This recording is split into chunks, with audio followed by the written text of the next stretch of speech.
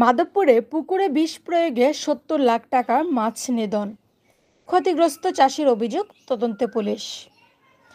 মাধবপুর প্রতিনিধির ভিডিও চিত্রে বিস্তারিত।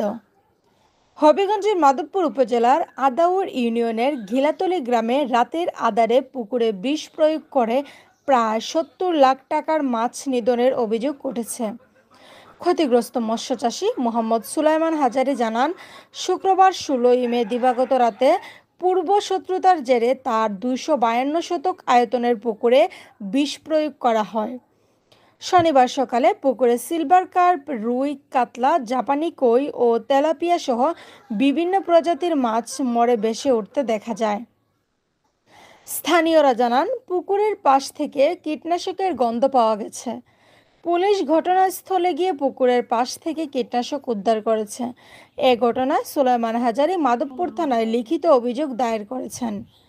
মাধবপুর থানার অফিসার ইনচার্জ মোহাম্মদ আবদুল্লাহ আল মামুন জানান, অভিযোগের ভিত্তিতে তদন্ত চলছে এবং দোষীদের শনাক্ত করে আইনানুগত ব্যবস্থা গ্রহণ করা হবে। এ ঘটনায় স্থানীয় মৎস্য চাষিদের মধ্যে উদ্বেগ সৃষ্টি হয়েছে। তারা দ্রুত তদন্ত ও দোষীদের শাস্তির দাবি জানিয়েছেন।